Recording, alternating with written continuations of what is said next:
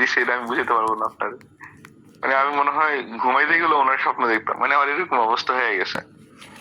আমি শুক্রবারে চেম্বারে যাই না, ওনার জন্য চেম্বারে হয়ে গেছিলাম। ওটা ভয়েস, ওনার একটা রেকর্ড ছিল, ওটা দিতে পারলে মানে ভালো হইতো। এশিয়ার জন্য না, মানে ওনার ভয়েসটা, মানে প্রথম দিন আমাকে ফোন দিয়ে বলতেছে, সেটা রাত্রে মনে হয় 8:30 বাজে, তখন চেম্বারে আমাকে ফোন ভয়েস দিয়ে বলতেছে যে ভাই আমার এত জ্বর আসছে হঠাৎ করে, দুপুরবেলা গোসল করছি, এরপর থেকে জ্বর আসছে, আমার মনে হয় আমি বাঁচুম না, এরকম ভাবে কথা বলতেছিল। তো আমি স্টার্ট করছি এখন এড দিয়ে স্যার, মনে হয় 1 দিছিলাম 4টা ডোজ। পরের দিন জ্বরটা কোনোভাবেই কমতে হচ্ছিল না, অস্থিরতাটা অনেকটা কমে গেছে। দেন আমি ওনাকে সিবিসি আর ডেঙ্গু টেস্ট করতে যাই। তো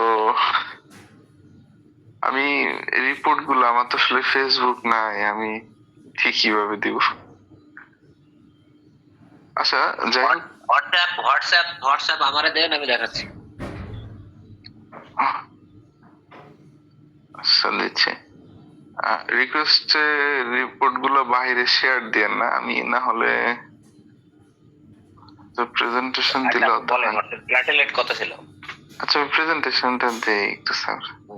জি জি জি। আমার জীবনটা পুরো আন্ধার করে দিচ্ছে স্যার, দেখা যায় স্যার। একটা অভিজ্ঞতা হয়েছে, হ্যাঁ, এই যে ল্যাবে।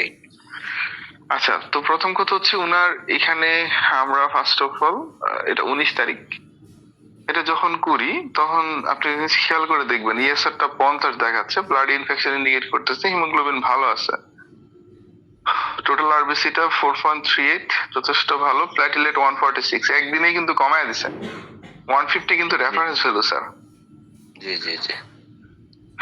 যাই হোক, আমার ভয় হচ্ছিল এই যে পিসিবি বা এসসিটিটা, এটা যদি কোনোভাবে বাইরে যায়, এটা শকে চলে যাওয়ার সম্ভাবনা আছে, যদি সেটা প্রথম দিন হয় না। ডেঙ্গুর সবচেয়ে বড় জিনিস যেটা স্যার, এটা পিরিয়ডিসিটি মূলত মানে 14 দিন, মেইন রিস্কি পিরিয়ড হচ্ছে প্রথম 7 থেকে 10 দিন স্যার। যদি কোনোভাবে শকে চলে যায়, সবসময় পিসিবি বা এসসিটির দিকে খেয়াল রাখা, এটা যেন কোনোভাবেই 50 ক্রস না করে। কম থাকলে সমস্যা নেই, কিন্তু ডেঙ্গুর ইন্ডিকেশন ভালো ইন্ডিকেটর এটা। যাই হোক, আমরা ওগুলাতে বিস্তারিত আলোচনায় না যাই। ওনার অবস্থা খুবই খারাপ ছিল ওই দিন, আমি যখন ওনাকে দেখি। পরের দিন আমি ওনাকে আবার ফলো আপ নেই, 19-এর পরে 21-এ আমি আবার সিবিসি করতে বলি। খেয়াল করে দেখেন বিষয়টা, মিরাকিলি হিমোগ্লোবিনটা বাড়ছে, 13.4-এ পৌঁছাইছে, আগে ছিল দেখেন 12.8। ইএসআর ছিল 50, আজকে ইএসআর কইমা আসছে আপনার 35। বডি রিকভারি করতেছে কিন্তু স্যার। ওষুধ ছিল কিন্তু অ্যাকোনাইটের পরে রাস্টক্স।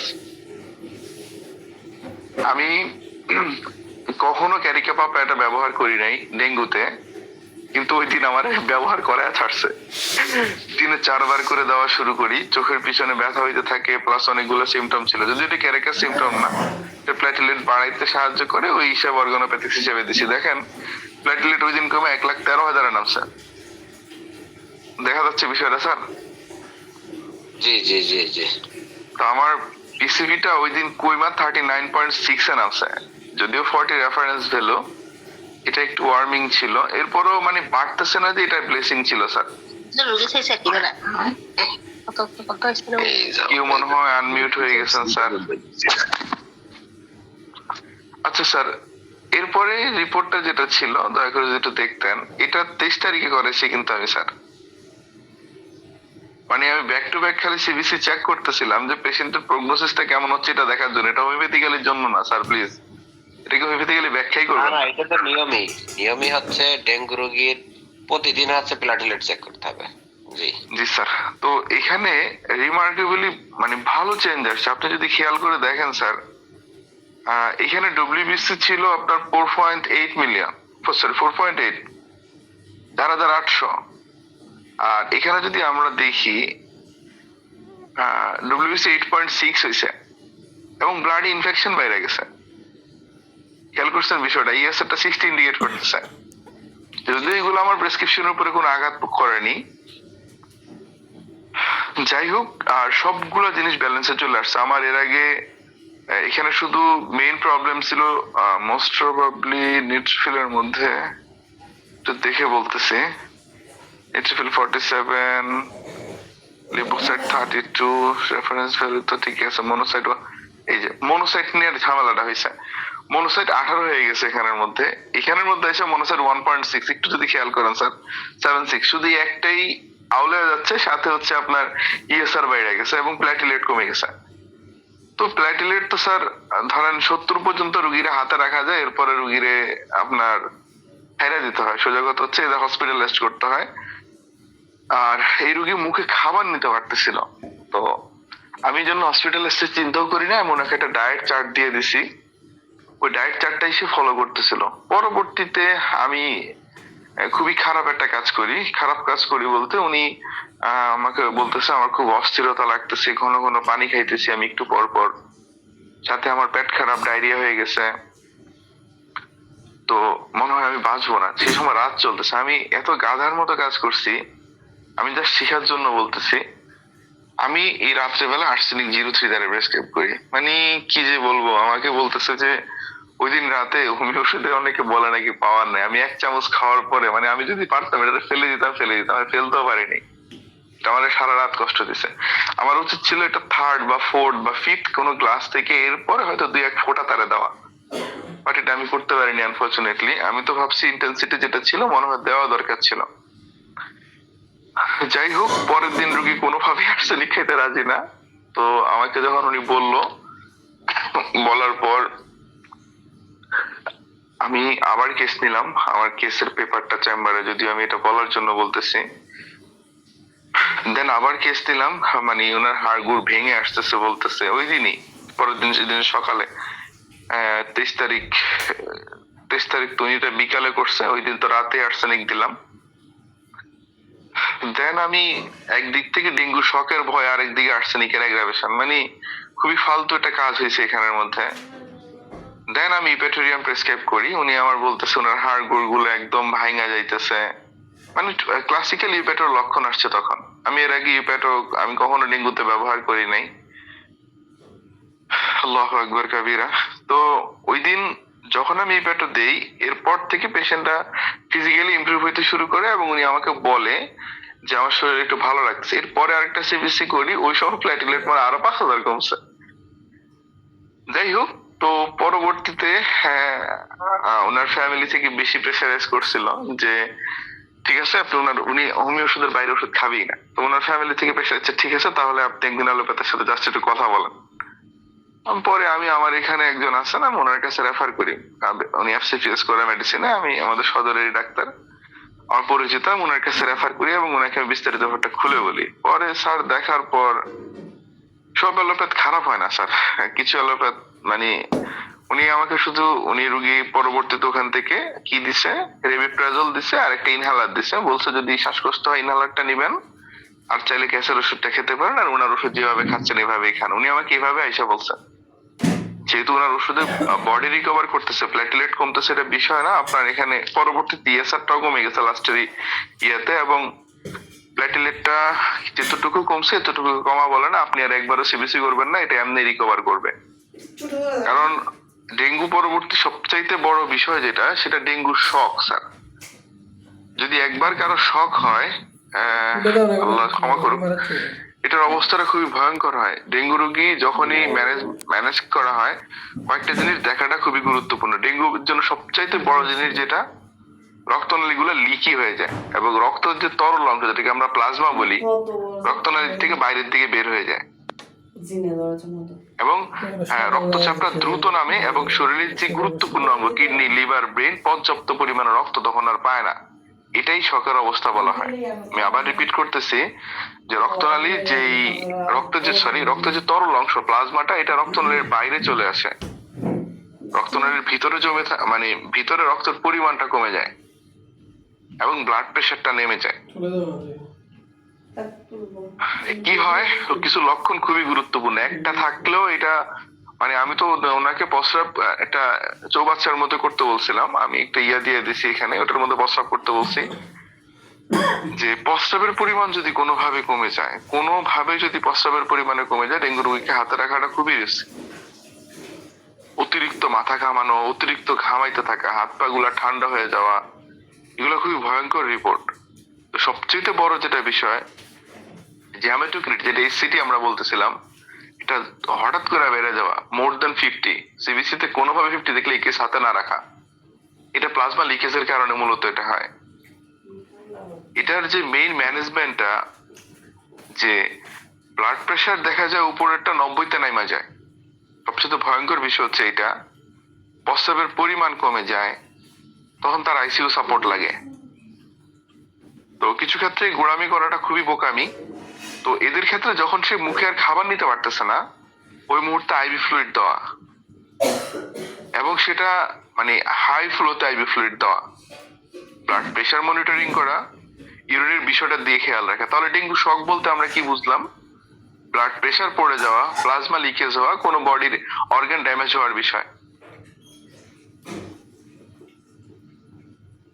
তো এই যে র্যাপিড আইভি ফ্লুইডের কথা বলা হয়, যদি এরকম কোনো ব্যবস্থা না থাকে, এটা যদি আমরা হাতে নেই, আইভি ফ্লুইড দেওয়ার ক্ষেত্রে 10 থেকে 20 ml পার কেজি নর্মাল স্যালাইন, এটা দ্রুত মানে খুবই দ্রুত দেওয়া হয়, 15 থেকে 30 মিনিট। এটার মেইন ইন্টেনশন থাকে আমি ব্লাড প্রেশার তুলবো, ব্লাড প্রেশারটাকে আমার তুলতেই হবে, এবং রক্তচাপ মনিটর করতে হবে প্রতি 10-15 মিনিট পর পর, এবং পালস অক্সিমিটার লাগানো রাখতে হবে। এর অবস্থাটা দেখা জরুরি। আমি আবারও বলতেছি, ট্রিটমেন্ট আমরা সিম্পটোমেটোলজিতে নিয়েই করব, কিন্তু বিষয় হচ্ছে এই মানে এই ম্যানেজমেন্ট গুলা ইমার্জেন্সিতে অনেক অনেক অনেক বেশি পরিমাণ হেল্প করবে। আর এই যে এইচসিটির ব্যাপারটা যেটা আমরা বলতেছিলাম, এটা কমে গেছে। যদি কমে গিয়ে ওনার ব্লিডিং হইতো, সেটা হয়তো মাড়ি থেকে, হয়তো পায়খানার রাস্তা থেকে, অবশ্যই এখানে ব্লাড ইনফেকশন করা লাগতো। তো যাই হোক, তো আমার কাছে যেটা মনে হয় যে এই কেসগুলো যেগুলো একদম খুবই ক্রিটিক্যাল কেস, এগুলো ডিলিং এর ক্ষেত্রে খুবই সতর্ক হওয়া। কারণ একটা যদি অ্যাক্সিডেন্ট ঘটে, কমপ্লিট ক্যারিয়ার শেষ হয়ে যাবে, একদম কমপ্লিট ক্যারিয়ার শেষ। আমার অ্যাবিলিটি কতটুকু আছে, কতটুকু আমি রাখতে পারবো, আর কতটুকু হলে আমি ছেড়ে দিতে পারবো, এদিকে ফোকাস করাটা মনে হয় বেশি জরুরি। লজ্জা স্যার। জি, বলছে ওই রুগীর গায়ে ব্যথা ছিল কেমন? স্যার ওই যে প্রথমে যখন রাস্টক্স দিই না, হুম, রাস্টক্স লাইক সিমটম ছিল, ওইটা দেওয়ার পরে রেস্টলেস, পেইন, এগুলো অধিকাংশটাই কমে আসে স্যার। ও আচ্ছা আচ্ছা আচ্ছা আচ্ছা, যাক আলহামদুলিল্লাহ। না, আমি বলছি আপনি ইউপেটের কথা মনে করলেন না কেন, এই আর কি। স্যার ইউপ্যাটের কথা মনে করলাম না এই জন্য, ইউপ্যাটের আলোচনার ক্ষেত্রে ক্যান্ট একটা কথা বলছিলাম, আমি অনেক আগে পড়ছিলাম, এরপরে ওই দিনও পড়ছিলাম, যে ক্যান্ট বলছিলেন যে ইউপ্যাটের যে ব্যথাটা, স্যার উনি যদিও এটা ব্রায়োনিয়ার সাথে মাস্টার ক্যান্ট তুলনা করছেন, মাস্টার ক্যান্ট বলছে যে ব্রায়োনিয়ার মতো ইউপ্যাটের লক্ষণ প্রায় সেম, কিন্তু এখানে পার্থক্য জায়গাটা হচ্ছে ইউপ্যাটের পেইনটা লং বোনে হয়, উইথ সেন্সেশন থাকে, মনে যেন ভাঙা যাবে। এটা দিয়ে অন্য ওষুধ থেকে ক্যান্ট এটাকে আলাদা করছে স্যার। কারেক্ট কারেক্ট কারেক্ট, ঠিক আছে ঠিক আছে ঠিক আছে। জি আলহামদুলিল্লাহ, সম্মানিত সুধী, আমরা খুব দারুণ একটা আলোচনা শুনলাম। মানে লাইভ কেস বলা যায়, সেটা হচ্ছে ডেঙ্গু ফিভার, বর্তমান সময়ে মারাত্মক। ডেঙ্গু, চিকনগুনিয়া, যাই হোক না কেন, এখন যে জ্বরটাই আসছে এর ইন্টেন্সটা খুব বেশি, ডেপথ বেশি, এই জন্য এটা রিকভারি হতে বেশ ইট টেকিং টাইম।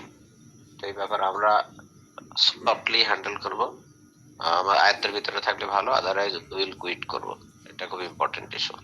আব্দুল্লাহ রাহিম স্যারকে অসংখ্য ধন্যবাদ এটা লাইভ কেস ডেসক্রিপশন দেওয়ার জন্য। জি স্যার, আপনি তো প্রস্তুত আছেন নিশ্চয়? আজকে তাহলে দ্বিতীয় পার্ট শুরু করবেন প্লিজ। G G sir. আসসালামু আলাইকুম ওয়া রাহমাতুল্লাহ। ওয়ালাইকুম প্রথমে আমি আন্তরিকভাবে ক্ষমা প্রার্থী, আমি শুরুতে কেসটার জন্য একটু সময় নিয়েছি। আসলে কেসটা আমাকে অনেক বেশি পরিমাণে কষ্ট দিচ্ছে, এটা আমি বুঝাইতে পারবো না আমাকে কি পরিমাণে কষ্ট দিচ্ছে। মানে অনেক বেশি টেনশন হচ্ছিল যে এটার জন্য না, যে পেশেন্টটা যদি কিছু হয়ে যায় আমি প্রপারলি ডিল করতে পারতেছি কিনা। আমি বসে বসে কেস অ্যানালাইসিস করতাম, কোনটা ডেঙ্গু স্বাভাবিক সিমটম, কোনটা দেখা যাচ্ছে একটু অ্যাবনর্মাল হয়ে যাচ্ছে, বা পেশেন্টের কোন সিমটোমেটোলজিটা আমি নিব ছাড়বো, এদিকে বেশি ফোকাস করার চেষ্টা করতেছিলাম বারবার। এই জন্য ভাবলাম কেসটা নিয়ে একটু কথা বলি, এবং মনে হয় এগুলো একটু সাবধানে ডিল করা উচিত। আচ্ছা, বিসমিল্লাহির রহমানির রহিম। আমরা এর আগে যে ল্যাকেসিসের অনেকগুলো বিষয় সম্পর্কে আলোচনা করছি। তো এখানে আমরা ল্যাকেসিসের মাস্টার ক্যান্টের বই থেকে, আমরা এখান থেকে কিছু একটু আলোচনা করি। এখানে উনি কিছু সিমটম বর্ণনা করতে গিয়ে বলতেছিলেন যে যে বাম দিকে আক্রান্ত হওয়ার একটা প্রবণতা থাকে।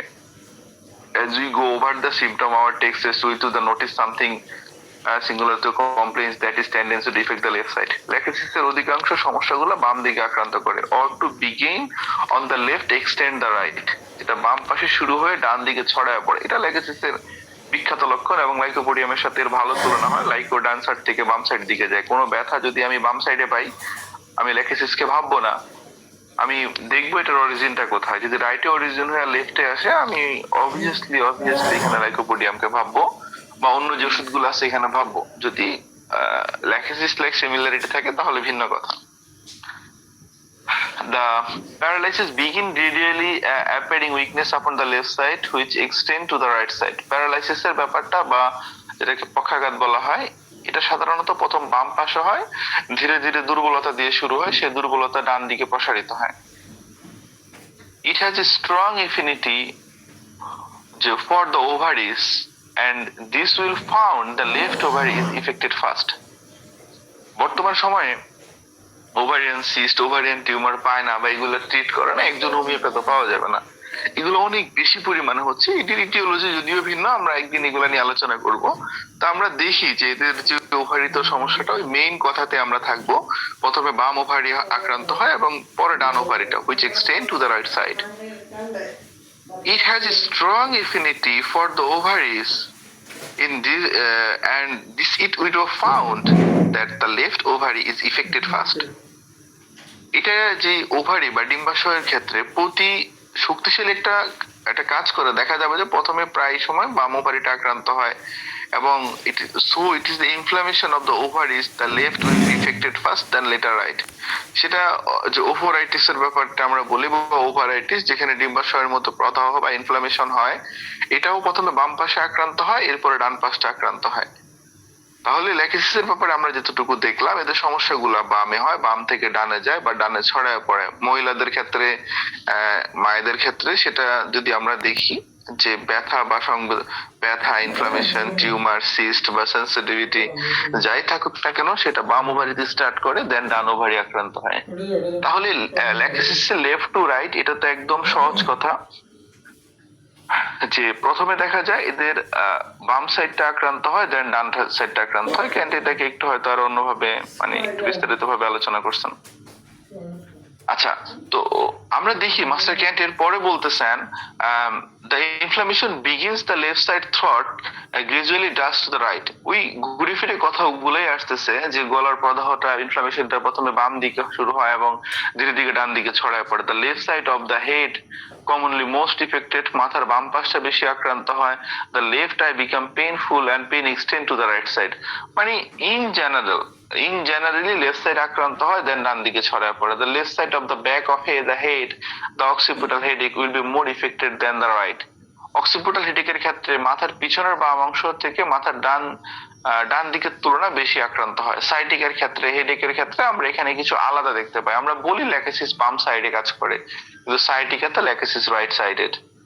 আর হেডেকের ক্ষেত্রে ক্যান্টের যে মন্তব্য একটু যদি খেয়াল করি আমরা, the left side of the back of head, the occipital headache will be more affected than the right. Occipital হেডেকের ক্ষেত্রে মাথার পিছনের দিকের বাম অংশ ডান দিকের তুলনায় বেশি আক্রান্ত হয়, আর বাম চোখে ব্যথা শুরু হয় এবং সেই চোখে ডান দিকে ছড়ায় পড়ে।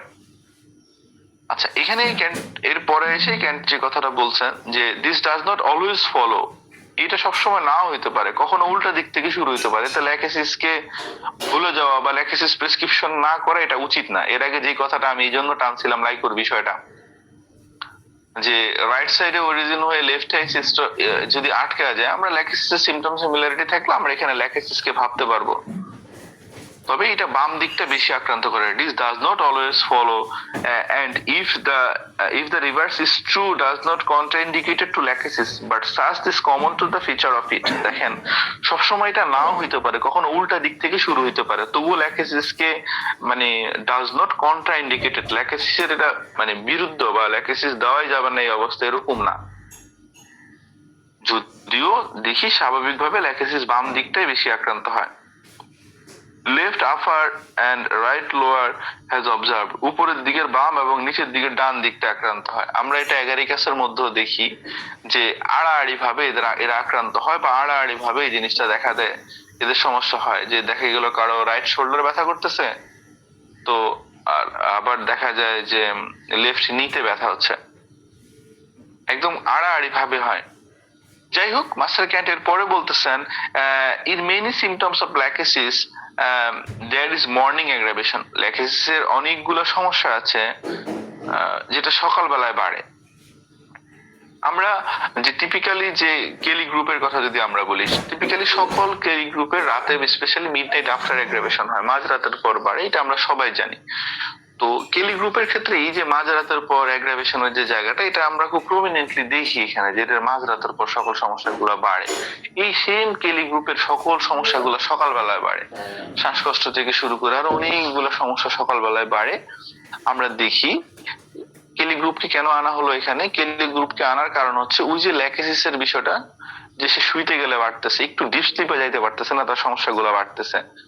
এই ল্যাকেসিস কেলি কার্ভ এরা ওইটা বোঝা থাকে, কেলি কার্ভ এবং ম্যাডোরিনাম এরা সামনের দিকে ঝুঁকে, আমরা জানি স্টুপিং অ্যামেলেশন, শ্বাসকষ্ট বা রেসপিরেটরি ডিস্ট্রেস, কফিং, এগুলোর ক্ষেত্রে দেখা যায় এটা সামনের দিকে ঝুঁকলে এদের উপশম হয়।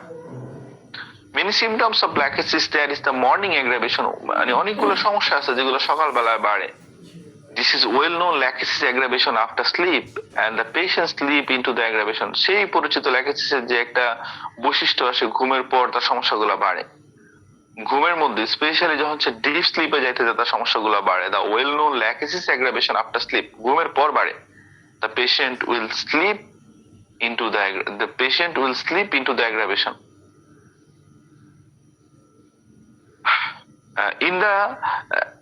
In the mildest symptoms, aggravation is the mild and the not felt until after the prevent wakes up from the strong sleep.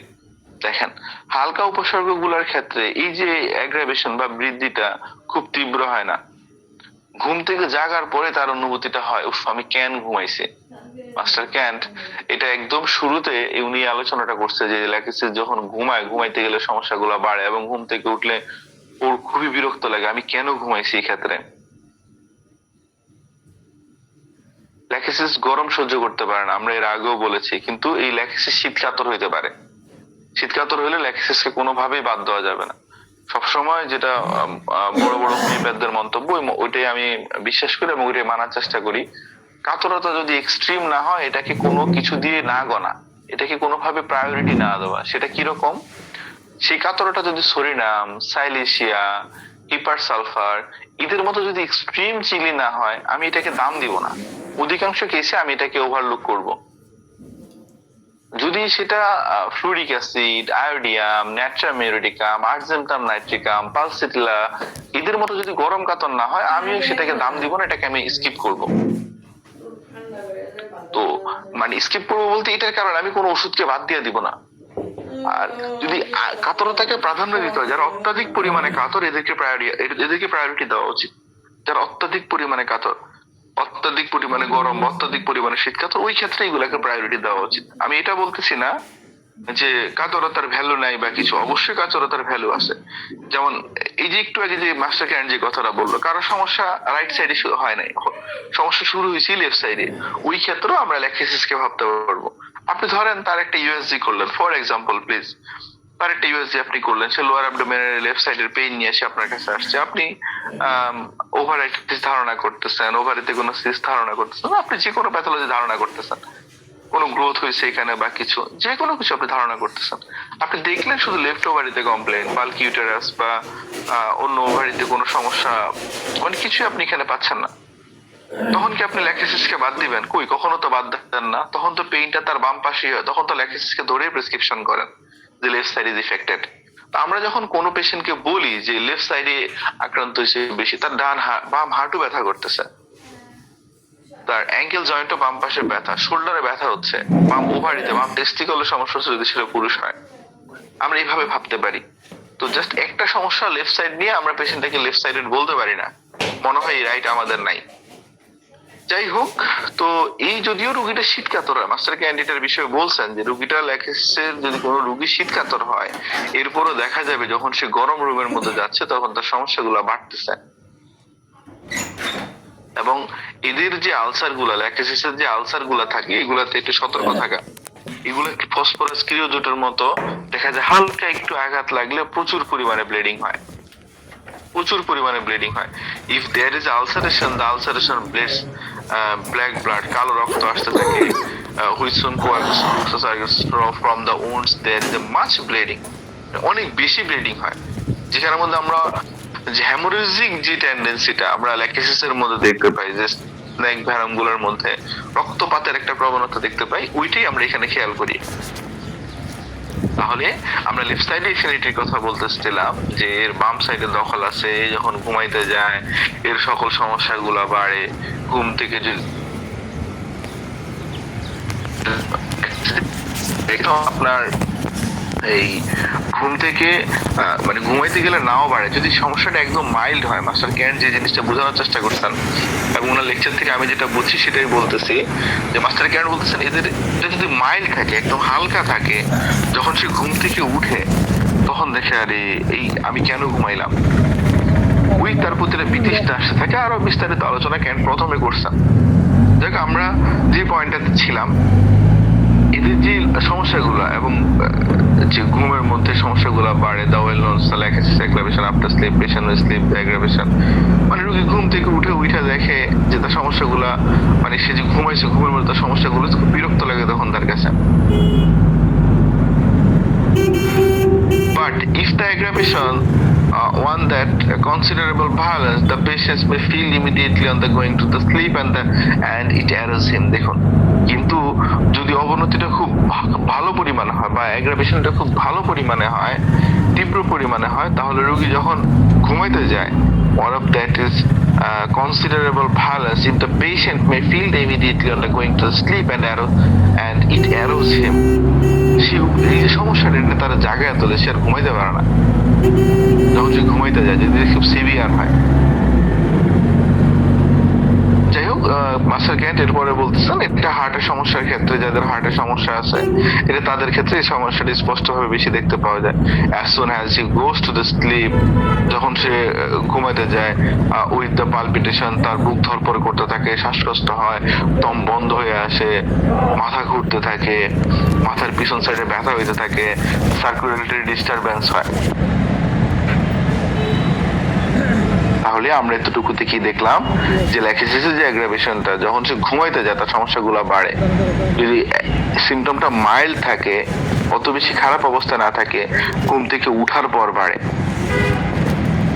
কি হয় এখানে, পালপিটেশন হয়, বুক ধড়ফড় করতে থাকে, ট্র্যাকিকার্ডিয়া হয়। আমরা দেখি জর্জ যখন তার কিনোটার মধ্যে বলেছিলেন, ওখানের মধ্যে উনি বলেছিলেন যে এদের যে সমস্যাগুলা, আমাদের যে ল্যাকিসিসের যে সমস্যাগুলা, এগুলো সবকিছু বেশি হয়। বেশি হয় বলতে কি বুঝাচ্ছি আমি, যে তার হাইপারটেনশন হচ্ছে, যে হাইপারথাইরয়েডিজম হচ্ছে, তো যে কোনো সমস্যা এর বেশি হয়। যে যেমন ধরেন we see the hyper sexuality high থাকে, এরা খুব লোকাসিয়াস থাকে, যে কোনো কনস্ট্রিকশন বা কোনো সাপ্রেশনটা সে নিতে পারে না। এর আগে আমরা যখন গত সপ্তাহে আলোচনা করতেছিলাম, তো আমাদের শ্রদ্ধেয় স্যার 3টা ওষুধের সাথে একটু তুলনা করার জন্য বলেছিলেন। আমরা যে জিনিসটা দেখি আপনার এই ল্যাকিসিসের ক্ষেত্রে, এক্স্যাক্টলি ল্যাকিসিসের যে জায়গাটা, আমরা এই যে বাচালতার যে বিষয়টা, আমরা জানি ল্যাকিসিস অনেক বেশি বাচাল, এটা আমরা সবাই জানি, যে সে অনেক বেশি পরিমাণে কথা বলে এবং একটা টপিক থেকে সে আরেকটা টপিকে চলে যায়, সে বারবার টপিক চেঞ্জ করতে থাকে এবং এর মধ্যে একটা অস্থিরতা কাজ করে যে আমি এটা কিভাবে করব, মানে এখানে তো এই কথাটা বলা দরকার, আমি এটা কেন বলতেছি না, তার মধ্যে প্রচুর ইম্পালস আসে, সে খুব ইম্পালসিভ হয়। চলো আমরা এটা নিয়ে আরো আলোচনা করবো যদি আল্লাহ তাআলা আমাদেরকে তৌফিক দান করেন। তো আমরা যে পয়েন্টের মধ্যে ছিলাম যে এরা ল্যাকিসিসের যে রোগীগুলা থাকে এরা প্যাশনেট থাকে, এদের অনেক বেশি আবেগ থাকে, অনেক বেশি জেলাসি থাকে এদের মধ্যে, এখানের মধ্যে সব ক্ষেত্রে বেশি থাকে। যেমন আমরা হাইপারটেনশনের কথা বলছিলাম, হাই ব্লাড প্রেশার, এদের সেক্সুয়ালিটিতে হাই থাকে, এরা খুবই লোকাসিয়াস হয়, কোনো কনস্ট্রিকশন, কোনো চাপা দেওয়া বা মানে গলা বা বডির কোনো পার্ট একটু চেপে পড়া সেটা নিতে পারে না আমরা জানি। এবং সে সাফোকেটিভ ফিলিং হয় এর মধ্যে, যে সে তার দম বন্ধ হয়ে যাচ্ছে গলার মধ্যে, গলা টাইট ক্লথিং সে নিতে পারে না। এবং there is the need to bring out, release the emotion and discharge on the physical level in order to the patients to be ameliorated. এই কথাটা মরিসনও বলছেন এবং আপনার জর্জও বলেছেন যে এখানের মধ্যে পেশেন্টের যখন রিলিফ দেওয়া দরকার, যদি তার উপশম দিতে হয় ল্যাকিসিসের রোগীকে, এক্সাক্ট রিলিজ আমরা দেখি মায়েদের ক্ষেত্রে প্রিমেনস্ট্রুয়াল সিনড্রোম দেখি যে মাসিকের আগেই মায়েদের নানান সমস্যা দেখা দেয়। তো এগুলো যখন মায়েদের মিন্সটা হয় তখন মা এখানে একটু ভালো বোধ করতে থাকে, তার কাছে ভালো লাগে, কিন্তু যখনই মিন্সের ফ্লোটা কমতে থাকে তার সমস্যাগুলো আবার আসতে থাকে, সেম সমস্যাগুলো আবার আসতে থাকে। যাই হোক, লোকাসিটি থাকে, জেলাসি থাকে এবং সাথে সাপের ভয় থাকে। এটা ওষুধটা সেন্টার, মেইন সেন্টারটা হচ্ছে এখানে। আমরা এদের মাইন্ডের কিছু বিষয় নিয়ে মাস্টার ক্যান্টের লেকচার থেকে একটু আলোচনা করি। আমরা যে জিনিসটা বারবার বলার চেষ্টা করতেছিলাম, এদের যে প্রবলেমটা, যে এদের যে মানসিক যে সমস্যাগুলো, এরা অতিরিক্ত পরিমাণে কি বলে ইমপেশেন্ট থাকে। এদের ক্ষেত্রে দেখা যায় যে the next most important things to the mental state, মানসিক ক্ষেত্রে এর অবস্থাগুলো দেখা যায় যে nothing stands more brutally in the self consciousness। দেখেন, রোগীর যে আত্মসচেতনতা, আত্ম অহংকার এবং এই যে তার এনভি, তার hatred feeling, revenge of the cruelty of the man, এই যে যে বৈশিষ্ট্যগুলো, এগুলো একদম মার্ক করে রাখা উচিত। এগুলো ল্যাকিসিসের মধ্যে প্রকাশ পায়। তার আত্ম অহংকার, তার হিংসা, তার ঘৃণা, তার যে প্রতিশোধ পরায়ণতা, তার যে নিষ্ঠুরতা, তার যে ক্রুয়েলিটিটা, এই বৈশিষ্ট্যটা ল্যাকিসিসের মধ্যে খুবই স্ট্রংলি প্রকাশ পায়। These things of course of the matter of the self consciousness and immoral loves of self, এই যে এইসবই তার আত্মসচেতনতা এবং নিজের প্রতি অস্বাভাবিক বা মানে কি বলা হয় ইমপ্রপার, যেটা প্রপার না, মানে এটা প্রপারলি ওয়ে না, যে আমাকে নিজেকে যে আমি প্রপার ওয়েতে ভালোবাসবো এটা কেন, আমি আরেকজনের হার্ম করে নিজেকে কেন ভালোবাসবো, এটার বই প্রকাশ হয়েছে। এটা তার মধ্যে যে হিংসা, আত্ম অহংকার কাজ করতেছে, আত্মসচেতনতা কাজ করতেছে, self consciousness, self concept, envy, hatred feeling, এই যে রিভেঞ্জ নেওয়ার, যে প্রতিশোধ নেওয়ার যে একটা প্রবণতা এবং ক্রুয়েলিটিটা তার মধ্যে প্রকাশ পায়। এবং এই যে ব্যাপারটা প্রকাশ পায়, এটা আত্মসচেতন, মানে একটা যে প্রপারলি যে নিজেকে ভালোবাসার যে বিষয়টা ওরকম না, সে ইমপ্রপারলি সে যে নিজেকে ভালোবাসে এটার বহিঃপ্রকাশ। এবং confusion of the mind to insanity, মানসিক যে তার এই যে মানে কনফিউজ যেটা কন্ডিশন, এটা আস্তে আস্তে আস্তে আস্তে যে পাগলের অবস্থা রূপ নেয়। অল শর্ট ইম্পালসিভ ইনসেনিটি, হঠাৎ করে তার মধ্যে দেখা যায় যে এক্সাইটমেন্ট, উত্তেজনা আসে, বা হঠাৎ করে মানে পাগলদের ভিন্ন রূপ দেখা যায়। All sorts of impulsive insanity, impulse তো আমরা বুঝি না, হুট করে কোনো তাড়না আসে তার মধ্যে। The mind is tired, মস্তিষ্ক, মন আস্তে আস্তে ক্লান্ত হয়ে পড়ে। The patient puts on the appearance like the malady and drunk, মানে রোগীদের দেখে মনে হবে সে যেন মানে আচরণ করতেছে, মানে নেশাগ্রস্ত মানুষ যেরকম ভাবে আচরণ করে সেই রকম আচরণ করতেছে। Talks with the thick lips and thick tongue, এই যে ঠোঁট এবং জিহ্বাটা ভারী হয়ে আসে এবং তার কথাটা জড়ায় যায়, সেটা উঠাইতে পারে না। এবং যখন কথা বলতে যায় তখন সে ভুল কথা বলে, বারবার হোঁচট খায়, পুরোপুরি শব্দটা বলতে পারে না, অনলি পার্টলি ফিনিশ ওয়ার্ডস, মানে সে যখন কথা বলে কথাটা পুরো শেষ করতে পারে না। আমরা ল্যাকিসিসের একটা অবজারভেশন দেখি যে এরা যখন কথা বলে বারবার জিহ্বা বের করে, এরা প্রায় বারবার জিভ বের করে, বুফো করে, ল্যাকিসিস করে, আরো কিছু ওষুধ আছে, বাট এটা ল্যাকিসিসের ভালো জায়গা। এবং the face is the purple and the head is hot, মুখটা বেগুনি বর্ণ বা নীল বর্ণ হয়ে যায়, সাথে মাথাটা গরম থাকে। আমরা এখানে কি দেখলাম? স্ট্রং সেলফ কনসিয়াসনেস বা সেলফ কনসেপ্ট, যে ল্যাকিসিসের ব্যক্তিত্বের মধ্যে এরা নিজের প্রতি অনেক সচেতন থাকে, এদের মধ্যে অহংকার বোধ থাকে, নিজেকে উচ্চ মনে করে, নিজেকে সেরা একটা অনুভূতি থাকে। এই যে জেলাসি, এনভি, হেট্রেড, রিভেঞ্জফুল, এরা খুবই হিংসা প্রবণ হয়, এই তীব্র ঈর্ষা থাকে এদের মধ্যে, তীব্র ঘৃণা পোষণ করে এরা প্রতিশোধ নিতে চায়। কখনো কখনো এরা নিষ্ঠুর আচরণ করে।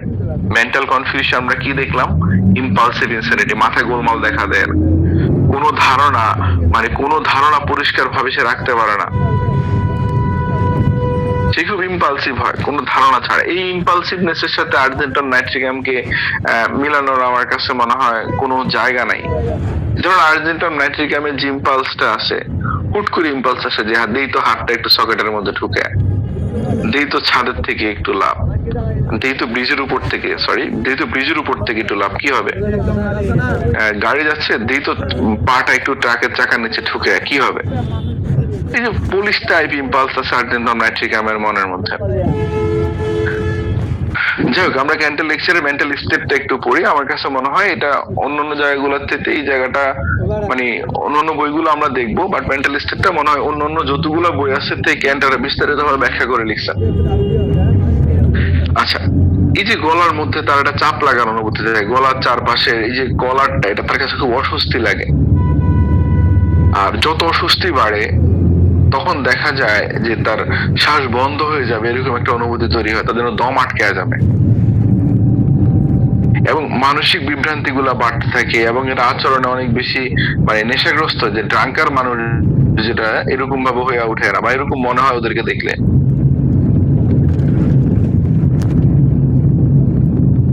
যাই হোক, আপনি যখন দেখবেন যে you will see if you talk once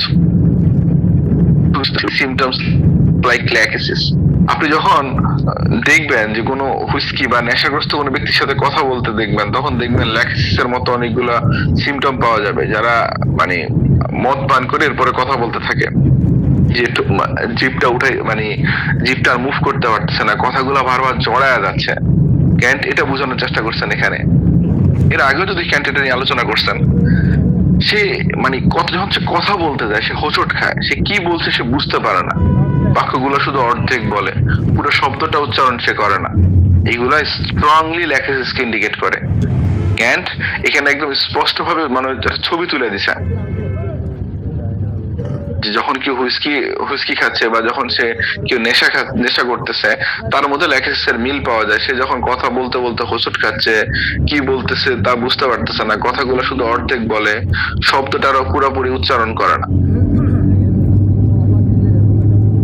যেমন উনি বলছে লিভিং হিজ জিস অফস এন্ড দ্য ফেস প্রিন্সিপালস, বিশেষ করে দেখা গেল যে আইএনজি যেগুলাতে এন্ডিং যেগুলো আছে পাস্ট পার্টিসিপলের মধ্যে, যেমন উনি এগুলোতে জি উচ্চারণ করেন, যেমন গোয়িং, টকিং।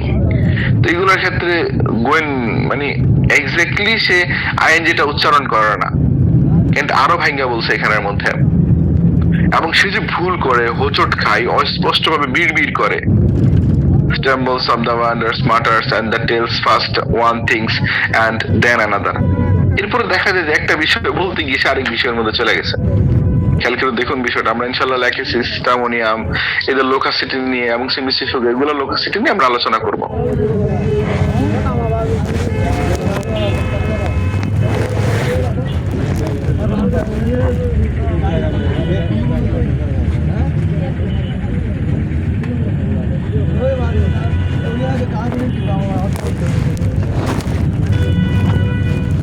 কোনো গরমে আপনার বৃষ্টির কোনো আবহাওয়া, গরম পানিতে গোসলের পর, এর বিশেষ করে ঘুমের পরে সমস্ত অবস্থা, এইসব উপসর্গ আরো বেড়ে যায় যখন সে ঘুমায়। আমরা জানি ল্যাকিসিস স্লিপে অ্যাগ্রাভেশন হয়, ঘুমে অ্যাগ্রাভেশন হয়।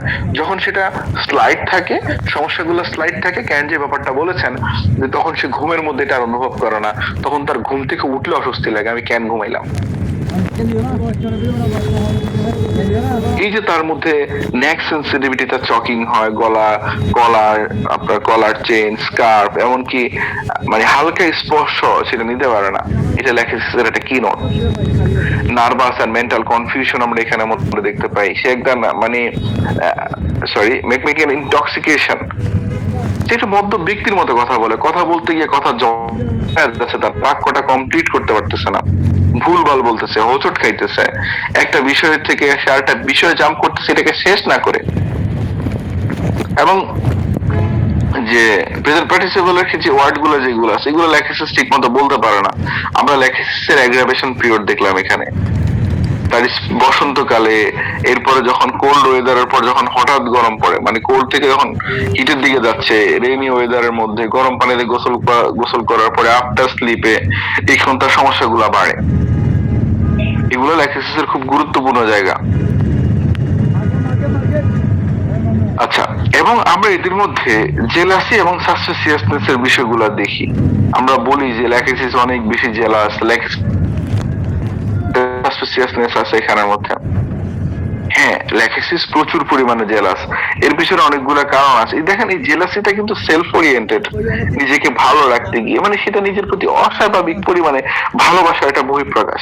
মাস্টার ক্যান্ট এখানে বলতেছেন এই যে তার মানসিক যে অবস্থাটা, এই অবস্থাটা অত্যন্ত প্রবল, কোনো কারণ ছাড়াই এদের মধ্যে হিংসা দেখা যায়, jealousy without any reason, unwanted jealousy and suspicion, অযাচিত হিংসা এবং সন্দেহ প্রবণতা এদের মধ্যে লক্ষ্য করা যায়।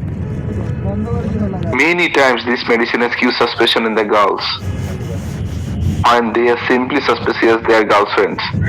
দেখুন, প্রথম কথা হচ্ছে ক্যান্টের, আমার স্যারের শিখানো যেভাবে আমাকে উনি ক্যান্ট পড়তে বলেন যে আগের লাইন না বুঝলে পরের লাইন পড়বা না, তোমার ক্যান্ট পড়ার দরকার নেই, বই ফেলে দাও যদি তুমি আগের লাইন না বুঝো। তো এটার পিছনে যে ইন্টেনশন, ক্যান্ট পরের লাইনটা বলার আগে আগের লাইনটাকে এটা গুছিয়ে আয় না, এরপরে উনি পরের লাইনটা বলছেন। এই যে মেন্টাল স্টেটের যে বিষয়টা, তার মানসিক যেটা অবস্থাটা আমরা দেখতেছিলাম, এটা যদি অনেক বড় জায়গা, এখানে কোনো কারণ ছাড়া ওর মধ্যে হিংসা দেখাই দিল, আমরা ওকে সেলফ ওরিয়েন্টেড দেখছি। এবং যে আনওয়ান্টেড জেলাসি এবং সাসপিসিয়াস দেখলাম, মানে অযাচিত হিংসা এবং সন্দেহ প্রবণতা দেখলাম। এরপরে দেখলাম যে অনেক ক্ষেত্রে মাস্টার ক্যান বলতেছে many times this medicine has cue suspicion of the girls, মহিলাদের যে অযাচিত যে সন্দেহটা এটাকে দূর করছে। যখন দেখা গেছে তারা তাদের বান্ধবীদেরকে নিয়ে অনেক বেশি সন্দেহপ্রবণ ছিল, when they were simply suspicious their girlfriends. She never says, এই যে মানে খেয়াল করে দেখেন বিষয়টা, সে কখনোই মনে করে না যে কেউ তাকে ফিসফিস করে কথা বলছে, তার ধারণা থাকে যে তার ক্ষতির জন্য কথা বলতেছে বা তার সম্বন্ধেই কথা বলতেছে, তার ক্ষতি করতে যাচ্ছে। আপনি খেয়াল করে দেখবেন এই যে ব্যারাইটা কার্ভের যে সাসপিসিয়াসনেস, কিছুদিন আগে আপনার কোন একটা ইউনিভার্সিটিতে যেন একটা মেয়ে তার বয়ফ্রেন্ডকে দিয়ে একটা ছেলেকে মাইরা ফেলছে, তারে বইলা। ছেলেটা মেয়েটাকে নিয়ে, উনি বলছে যে আমি কথাই বলি নাই, ওর ধারণা হচ্ছিল যে মেয়েটাকে নিয়ে ছেলেটা কথা বলতেছে। ব্যারেটা সাসপিসিয়াসনেস এর যে বিষয়টা বা সন্দেহ প্রবণতার যে বিষয়টা, এটা পুলিশ সাসপিসিয়াসনেস থাকে। কেউ হাসতেছে রাস্তার পাশে, ও মনে করে ওরে নিয়ে হাসতেছে রাস্তা দিয়ে যখন হাঁটে। কিন্তু দেখুন ল্যাকিসিসের জায়গাটার মধ্যে মাস্টার ক্যান্ট বলতেছেন কেউ যখন এভাবে কথা বলতেছে, মানে সে কখনোই মনে করে না যে কেউ ফিসফিস করার জন্য কথা বলে, এটা সে কখনোই মনে করে না। তার কাছে মনে হয় যে ফিসফিস করে কথা বলতেছে তার ক্ষতি করার জন্য, তার এগেইনস্টে গিয়ে কথাগুলো বলতেছে। খেয়াল করে দেখুন ল্যাকিসিস কিভাবে তৈরি হচ্ছে। Suspicious that their convictions to injury her, and she will restore any sense to the sense they are not talking of her determined. খেয়াল করে দেখেন এই যে সন্দেহ করতেছে যে সে তার বান্ধবীর ক্ষতি করার পরিকল্পনা করতেছে, এবং সে নিশ্চিত হওয়ার জন্য কোনো না কোনো উপায়ে বা পরিকল্পনা অবলম্বন করে যা সত্যি ক্ষতি করার মানে কথা বলতেছে কিনা সেটা মানে চেষ্টা করে এটা বের করার জন্য আসলে কি সেটা বলতেছে কিনা। দেখুন, an woman imagines that friends, husbands and children trying to damage her, that her friends going to the put on the insane asylum. খেয়াল করে দেখেন মানে একটা নারী যে সে ভাবতেছে তার বন্ধু, তার ফ্রেন্ড, হাজব্যান্ড, চিলড্রেন তার ক্ষতি করতে চাচ্ছে, এবং তার যে মানে ফ্যামিলি মেম্বার, তার বান্ধবীরা যারা আছে, তার যে বন্ধুরা যারা আছে, এরা তারে মানে পাগলা গারদে পাঠানোর প্ল্যান করতেছে। এটা ওর মধ্যে কাজ করে। দেখেন এই যে বিষয়গুলা, এই যে তার মধ্যে সন্দেহ যে বিষয়টা, এক্স্যাক্টলি কেউ হয়তো একটু কথা বলতেছে, সেটা শোনার চেষ্টা করতেছে যে সে আসলে কি বলতেছে, সে কি আমাকে নিয়ে বলতেছে কিনা, বা সেখানে কি বলার চেষ্টা করতেছে, এই জিনিসটা ওর মধ্যে প্রায় আসে এবং সেটা খোঁজে। এবং এই যে ভবিষ্যৎ নিয়ে এর মধ্যে ভয় অস্থিরতা কাজ করে, সে মনে করে যে তার মনে হয় যেন হার্টে কোনো সমস্যা হবে। ফেয়ার অফ হার্ট ডিজিজ পাইলাম আমরা এখানের মধ্যে। Left sided complain, sleep during aggravation, hypertension with fear of heart disease. এবং সেজন্য পাগল হয়ে যাচ্ছে, অ্যান্ড গোয়িং ইনসেন, সেজন্য পাগল হয়ে যাচ্ছে। খেয়াল করে দেখেন, এই যে পাগল হয়ে যাচ্ছে, এটা যখন আমরা দেখি, আমাদের ক্যালকেরিয়ার মধ্যেও দেখি, এটা আমরা ল্যাক্সিসের মধ্যেও দেখি। যখন একটা রেপার্টরিতে রুব্রিক দেখবেন, যখন একটা রুব্রিকে একটা ওষুধের সাথে আরেকটা ওষুধের পার্থক্য করতে না পারবো, তখন ঝামেলাটা বাধে। ক্যালকেরিয়া অনেক বেশি দায়িত্ববান, সে প্রচুর পরিমাণে দায়িত্ব নিতে ভালোবাসে। আমরা তার পাস্ট হিস্ট্রি নিলে ক্যালকেরিয়ার মধ্যে আমরা এটা দেখি, বাবা জানো কিছু ছিল না আমার, তুমি আজকে আমার এই বাড়ি দেখো, এগুলো আমার মেহনতের ফল। আমি আমার জীবনে যে কি পরিশ্রম করছি বাবা, তুমি সেটা বুঝতে পারবা না। যতটুকু না নেওয়ার কথা, এর থেকে বেশি দায়িত্ব নিয়ে কাজ করছি, আল্লাহ আমাকে দিছে। কিন্তু ওই যে অতিরিক্ত বারবার দায়িত্ব নেওয়ার, মানে ক্যালকেরিয়ার তো বিষয়টা তো আমরা জানি যে দায়িত্ব নেওয়ার বিষয়টা এর মধ্যে খুব প্রমিনেন্টলি থাকে। অতিরিক্ত দায়িত্ব নিতে গিয়া, সেটা পালন করতে গিয়ে সে অসুস্থ হয়ে পড়ে, এমনকি সে বিছানায় পড়ে যায়। প্রধান মরিসের সম্মত তার ডেস্কটপ গাইডে ক্যালকেরি আলোচনা করতে গিয়ে বলছে, ওখানে সব মানে ক্যালকেরিকে কনসিডার করা উচিত, প্রধান মরিসন এভাবেই বলছে। তো ওই অবস্থাতে গিয়ে সে যখন এত দায়িত্ব নিতে নিতে তার একজস্টেড একটা কন্ডিশনে চলে যায়, বিছানায় পড়ে যাওয়ার মতো অবস্থা তৈরি হয়, তখন সে তার কাজগুলো প্রপারলি গুছিয়ে করতে পারে না ক্যালকেরিয়া। তখন ওর কাছে মনে হয় আমি মনে হয় যেন পাগল হয়ে যাও। ল্যাকিসিসের কি ওইটা হয়? সেম সিম্পটম তো, কোলন রেপার্টরি ল্যাকিসিস আছে এখানে। যাই হোক, তো তার কাছে মনে হয় যেন তার হার্টের রোগ হবে, সেজন্য পাগল হয়ে যাচ্ছে এবং মানুষ তাকে পাগলা গারদে পাঠানোর প্ল্যান করতেছে। এবং সে মনে করে যে emergency relatives are trying to poison her and she refuse to eat. সে মনে করে তার আত্মীয় স্বজনরা তারা বিষ খাওয়া দিতে হইতেছে এবং সে খাবারটা খাইতে চায় না, এটা খাইতে সে অস্বীকার করে। কখনো কখনো মনে হয় এগুলো শুধু স্বপ্ন, সে আসলে বুঝতে পারতেছে না সে কি এগুলো সত্যি ভাবতেছে না সে স্বপ্ন দেখতেছে। খেয়াল করে দেখুন বিষয়টা, she thinks sometimes that it is only dream and she can hardly say whether and dreamed or whether she's think it. সে আসলে তার কাছে মনে হয় এগুলো শুধু স্বপ্ন এবং সে বুঝতে পারতেছে না যেগুলো কি সে স্বপ্নে ভাবতেছে না সে বাস্তবে দেখতেছে। ল্যাকিসিস মনে করে she thinks she's dead, তার মনে হয় সে মারা গেছে, অথবা সে স্বপ্ন দেখে সে মারা গেছে, তাকে দাফনের প্রস্তুতি চলতেছে বা সে মরতে যাচ্ছে। এটা ল্যাকিসিসের ক্ষেত্রে খুবই খুবই গুরুত্বপূর্ণ ইন্ডিকেশন। আমি আবার বলতেছি, she think she's dead, সে মনে করে সে মরে গেছে। প্রথম কথা হচ্ছে সে এই যে সন্দেহ করতেছে, সে যে বিষয়গুলো দেখতেছে, সে আসলে একটা কনফিউজ একটা স্টেটের মধ্যে আছে। সে বুঝতে পারতেছে না কি এটা স্বপ্নে দেখতেছে নাকি এটা বাস্তবে আসলে ঘটতেছে। এবং তার কাছে মনে হয় সে যেন মরে গেছে, এবং সে যাতে মরে গেছে এবং সে স্বপ্ন দেখে সে মরে গেছে, তার দাফন কাফনের প্রস্তুতি চলতেছে, অথবা সে মরে যেতেছে, এরকম স্বপ্ন সে প্রায় দেখে। এবং সে মনে করে তারা কি কন্ট্রোল করতেছে, think she is somebody else and the hands of strong power। সে মনে করে সে অন্য কেউ এবং সে কোন শক্তিশালী শক্তির নিয়ন্ত্রণে আছে বা কেউ তারা কন্ট্রোল করতেছে। she thinks she is under superhuman control, মানে অতি মানবীয় কোন একটা শক্তি যেন তারা কন্ট্রোল করতেছে। আমার স্যারের একটা কেস ছিল, কেসটা একটু বলি। স্যার অনেক আগে যখন ল্যাকসিস পড়াচ্ছিলেন তখন স্যার বলতেছিলেন, শোনো, ওনার কাছে একজন স্যার যেহেতু একটু গ্রামের দিকে প্র্যাকটিস করেন, তো ওনার কাছে একজন মহিলা আসে, যে প্রতি রাতে ওনার কাছে জিন আসে এবং জিন এসে ওনাকে মানে ওনার অনেকগুলো কাজ করে দিয়ে যায় এবং ওনাকে এটা করতে বলে ওটা করতে বলে এবং প্রতিদিন রাতে ওনার সাথে কমিউনিকেট হয়। তখন উনি রাতে বসে থাকে এবং আশেপাশে কেউ আসতেছে কিনা ওনার মধ্যে কেউ, আমি যখন এরকম ভাবে রাতে বসে আমার সন্দেহ হয় কেউ আসতেছে, তো আমার মনে হয় যেন কেউ কন্ট্রোল করতেছে ওই মুহূর্তটা, তো আমার মধ্যে কোনো নিয়ন্ত্রণ থাকে না। স্যার আরো বিস্তারিত কেসটা ছিল, স্যার ওখানে ল্যাকেসিস দেয় এবং পরে 1 মাস পরে এসে বলে, বাপু তুমি এটা কি করলা, আমার তো পুরা মানে তুমি লাইন কাইটা দিলে, এখন তো আর আমার সাথে সে আইসা আর কথা বলে না। যাই হোক, অনেক বেশি ইরাপশন নিয়ে আসে, আলহামদুলিল্লাহ পরবর্তীতে ল্যাকেসিস রিকভার করে। আমরা লাইভে দেখেছিলাম কেসটা, স্যার যখন শেখাচ্ছিলেন।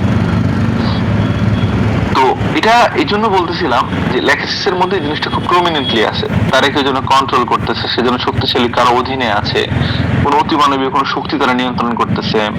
সে মনে করে যে সে compelled do things by spirits, যে কোনো আত্মা, জিন, ভূত বা কোনো কিছু হইতে পারে, মানে অদৃশ্য কোনো কিছু তারা এটা করতে বাধ্য করতেছে, সেটা করতে চাচ্ছে না। এবং she hears command partly in her dream that she must carry out, যে কথাটা বলতেছিলাম, সে নির্দেশনা মতো কিছু শুনে, ল্যাকেসিস কিছু শুনে আংশিক স্বপ্নে, যা তাকে পালন করতে বলা হইতেছে যে তুমি এটা করবা, এবং সে বলে আমার উপর নিজের কোনো কন্ট্রোল থাকে না।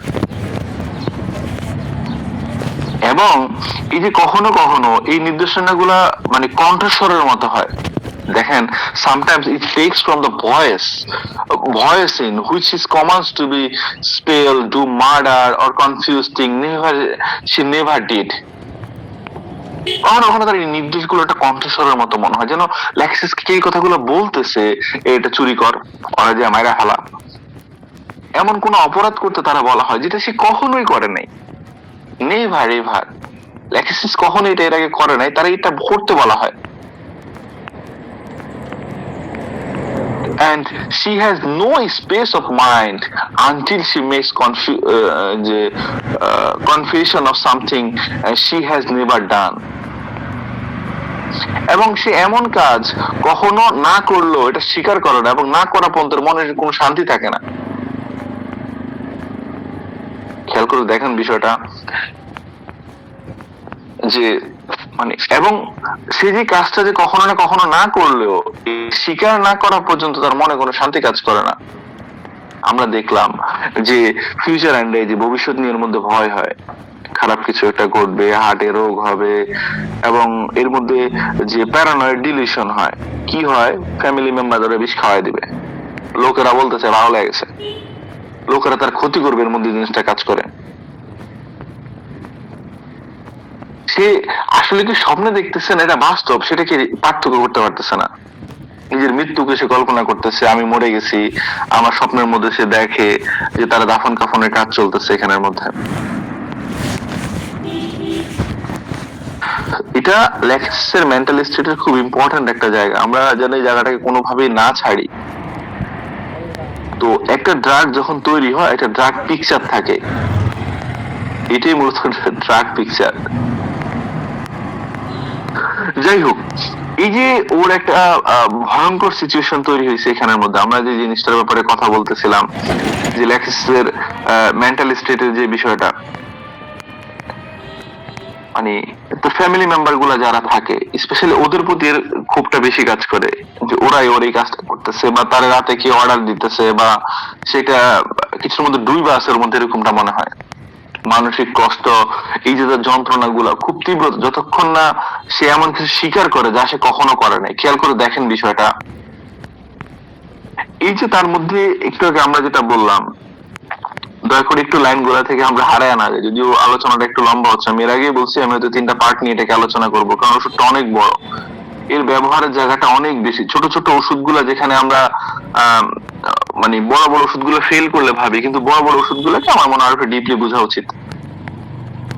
দেখেন আমরা এর আগে বলছি যে যখন তারে কোনো কিছু মানে বলতেছে, কোন নির্দেশনা যখন সে শুনে, আংশিক সে স্বপ্ন দেখে যাকে সেটা পালন করতে বলা হইতেছে, কখনো নির্দেশনাগুলো মনে হয় যেন কোনো কণ্ঠস্বরের মতো, ল্যাক্সিসকে কেউ বলতে তুই চুরি কর, বলে যে মাইরা ফেল, এমন কোনো কাজ করতে বলে যেটা সে তার জীবনও করে না। এবং মানে সে কখনো না করলেও এটা স্বীকার না করা পর্যন্ত ওর মনের মধ্যে শান্তি থাকে না। দেখেন মাস্টার ক্যান্ট এর পরে এসে এর বিস্তারিত আরো আলোচনা করতেছেন। মাস্টার ক্যান্ট বলতেছেন এই যে কষ্ট বা মানসিক যন্ত্রণার মাত্রা খুব তীব্র থাকে যতক্ষণ না সে এমন কিছু স্বীকার করে যা সে কখনো করেনি। সে কল্পনা করে কেউ তার ধাওয়া করতেছে, সে মনে করে তার মধ্যে ডিভিশন আছে, imagines that stolen something or that something somebody thinks she has stole something and fear of the law। সে মনে করতেছে সে কিছু চুরি করছে, এই ব্যাপারগুলোর দিকে আমরা খেয়াল করি। অথবা মানে মনে হয় মানে সে চুরি করছে এবং মানে আইনগত যেটা শাস্তি যেটা আছে তাদের শাস্তি হবে চুরি করার কারণে, সেটার অনেক ভয় পায়। এবং এই যে চুরির ভয় ওর মধ্যে আসে, এবং সে দেখেন এক পর্যায়ে তারা অর্ডার করছে, এখন সে খারাপ কাজ করতে বলা হয়েছে, সে মানে সে মনে করে যেন সে চুরি করছে বা মানে কেউ চুরি করছে, এটা শাস্তির এসে ভয় পাইতেছে। সে কোনো কণ্ঠস্বর বা সতর্ক বার্তা সে শুনতেছে এবং রাত্রেও সেই স্বপ্নে বিষয়গুলা দেখে। লেখেছে ড্রিমটা অনেক বেশি ইম্পর্টেন্ট। এবং এই যে তার মানসিক যন্ত্রণার একটা ভয়াবহ অবস্থা, the state of tormenting something grateful and it goes into the delirium and muttering. দেখেন এই যে মানসিক যন্ত্রণার একটা ভয়ঙ্কর অবস্থা, এটা আস্তে আস্তে বিড় করতে থাকে, যে মাটারিং বা ডিলিরিয়াম স্টেটে চলে যায়। ডিলিরিয়াম অবস্থা এমন ভাবে চলে যেন কোনো একটা নেশাগ্রস্ত মানুষ চলতেছে। এর আগেও ক্যান্টি কথাটা বলছেন। এই তীব্র অবস্থা বাড়তে থাকে যতক্ষণ না পর্যন্ত রোগী অচেতন হয়ে যায়। The state increased until the unconsciousness comes on and the patient enters into the coma with he cannot be aroused। এই যে অবস্থাটা তীব্রতা বাড়তে যতক্ষণ না রোগী একদম অজ্ঞান হয়ে যায়, এমনকি কোমায় চলে যায়, যেখান থেকে তারা জাগাইতে পারে না। এর মধ্যে the patient has strong periods of the violence and violent delirium। তার মধ্যে এই যে পেশেন্টের মধ্যে সে যে ভায়োলেন্সের বিষয়গুলো দেখে এবং ডিলিরিয়াম এর মধ্যে চলে আসে, প্রলাপ ভুগতে থাকে। আচ্ছা, রিলিজিয়াস ইনসানিটি আমরা একটু কথা বলি। আমরা গত সপ্তাহে লেখেছি রিলিজিয়াস ব্যাপারগুলো নিয়ে, আমরা এটা নিয়ে কথা বলছি। ক্যান্ট এখানে বিস্তারিত আরো আলোচনা করছেন। এই যে রিলিজিয়াস ইনসানিটি গুলা থাকে, এটা প্রায় দেখা যায় ধর্মীয় উন্মাদনা এর মধ্যে থাকে। আপনি দেখবেন যে একজন প্রিয় বা কি বলে যে বৃদ্ধ নারীকে পাবেন যারা সব সময় যে ন্যায্য ধার্মিক জীবন যাপন করছে। একটু আমরা দেখি, it is full of the religious insanity। You will find a dear sweet old lady, একটা বয়স্ক মহিলাকে আপনি দেখবেন, who has always lived up to the called upright and pious life। She is not able to apply promise that are word of the God herself। Their things seem to apply to somebody else but not to her। খেয়াল করে দেখেন বিষয়টা, যে তার মধ্যে religious ইনসানিটি কাজ করতেছে। একদম যে ওল্ড সুইট লেডির কথা উনি বলছে, যে ওনাদেরকে আপনি দেখবেন যে যিনি সবসময় ধর্ম জাতীয় মানে ন্যায্য এবং ধার্মিক জীবন যাপন করতেছে, সেক্ষেত্রে আল্লাহ তাআলা কোথায় থাকেন এসব প্রতিশ্রুতি নিয়ে নিজের মধ্যে এটা প্রয়োগ করতে পারে না। এগুলো যেন মানে এগুলো যেন অন্য কারোর জন্য প্রযোজ্যই না, শুধু সেই ভাবতে পারবে এখানের মধ্যে। এবং সে যেন কোনো খারাপ কাজ করছে বলে এর কাছে মনে হয়, সে বাধ্য এসব কথা বলে। এই অনুভূতি সে মনে করে সে মারা যাবে, এই ভয়ঙ্কর মানে কি বলে মানে সে জাহান্নামে যাবে, এবং এরকম কোন একটা জায়গার মধ্যে সে পড়ছে। এই ডিলিউশন গুলো এর মধ্যে থাকে। দেখুন একটা ওষুধ, সে শুরুতে কিন্তু এই ল্যাক্সিস কিন্তু এরকম ছিল না। ওই স্বপ্ন দেখতো, মনে হয় যেন সে মরে গেছে, তার দাফন কাফন চলতেছে। সে স্বপ্নে সে মনে করে তারা সুপার কোন হিউম্যান ওরে ল্যাক্সিসকে কন্ট্রোল করতেছে। কোন সুপার হিউম্যানের আন্ডারে সে আসে, যে ওরা কন্ট্রোল করে, তুই এটা কর, তুই ওরা মাইরা ফেল, তুই চুরি কর, এই খারাপ টাইপ জিনিসগুলো তারা অর্ডার দেয়, এবং সেটা জীবনে কখনো করে নাই। সে একদম আনকনসিয়াস হওয়ার মতো একটা সিচুয়েশন তৈরি হইলো এখানের মধ্যে। সে মনে করতেছে কোনো পাপ করছে সে এখানের মধ্যে, সে জাহান্নামে যাবে, সে জাহান্নামে চলে গেছে, দুনিয়াতে জাহান্নামের মধ্যে সে আছে। খেয়াল করে দেখেন, এরপরে ক্যান্ট ফিজিশিয়ানের বিষয়ে বলছে, the physician must listen this with attention. Lachesis অনেক কথা বললো, তারা কথা বলতে দিতে হবে, hold on and wait and watch. চিকিৎসক যদি এগুলারে, মাস্টার ক্যান বলতে, physician must listen this with attention, the physicians might make the mistake this intense of making like such feeling. If he does, the patient will not return and will be deprived sense of the benefit her, chance of benefit her. মানে চিকিৎসক কি সমস্যাগুলো সব মনোযোগ দিয়ে শুনতে হবে। চিকিৎসক যদি এই সিমটম গুলাকে হালকা ভাবে নেন, তাহলে রুগী ব্যাক করবে না, বা চিকিৎসক তারা যে একটা চিকিৎসা সেবা দেওয়া যেটা সুযোগ পাইছিল, এইটার পাবে না। আমরা ল্যাকিসিস চেঞ্জেবিলিটির বিষয়টার ব্যাপারে তো আমরা জানি, তো ওই কাজটা এখানেও করে, ফিজিশিয়ানের ক্ষেত্রেও করে, যেটা টিউবারকুলিনাম ক্যালকেরিয়া ফস করে।